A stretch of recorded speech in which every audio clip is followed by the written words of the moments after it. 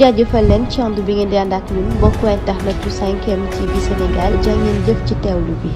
mbokk internet yu 5M TV Sénégal dal leen jàmm ci seen chaîne bi de Mame Mbaye Niang jëwriñ bi ñu denk wàllu tourisme daal dina àddu kon ci dogal bi nga xam ni juge bi di Sabassy Faye daal dina koy jël ginnaaw bi mu bëggee kon boole Ousmane Sonko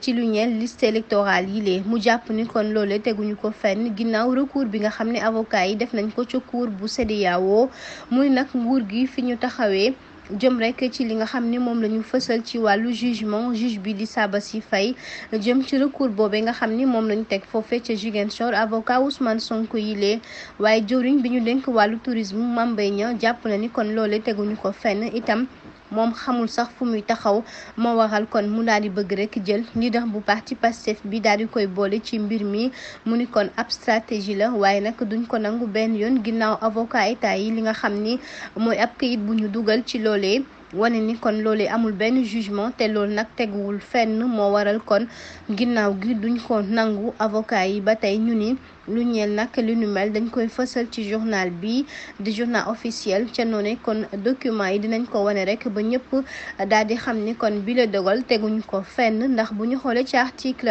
39 bu jëm ci saytu wàllu côté électoral mu ni jëwriñ bi ñu denk wàllu tourisme ma ngi fay xamle ni kon lan moo waral ñu daal di génnee maire bu Ziguinchor ci mbir mi lee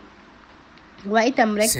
gën koo fësal ginnaaw dogal bi nga xam ne commission bi jël na ko ca noonee jëm rek ci wàllu inscription ak itam saytuwaat wàllu nag coppi statut ak itam rek wane ni moom warul bokk benn yoon ndax fi mu nekk nii kay dafa war a laaj ba pare moo waral kon ñu bañ mbir mi bañ itam rek mu daal di bindu ci li nga xam ne nag moom mooy jëm ci wàllu électeurs yi lee ba tax na dogal bi itam fësaan na jëm ci commission bi ñu wane kon foofee génnee nañ ko fa kon moom mënta bokk benn yoon mu mel ni kon Mame Mbaye Niang ma ngay woyal leeral yi jëm ci Ousmane Sonko mi jàpp ni kon moom turam warul bokk ci liste yi itam warul am benn fiche de parrainage ca noone kon membre bu coalition Benno Bokk Yaakaar bi mu ni kon dogal bi nga xam ni moom Sabassy Faye jël na ko loolee nekku rek lu ñuy daal di teg ci mbir mi lu mu gën a gaawee dañ koy saytu di ko saytuwaat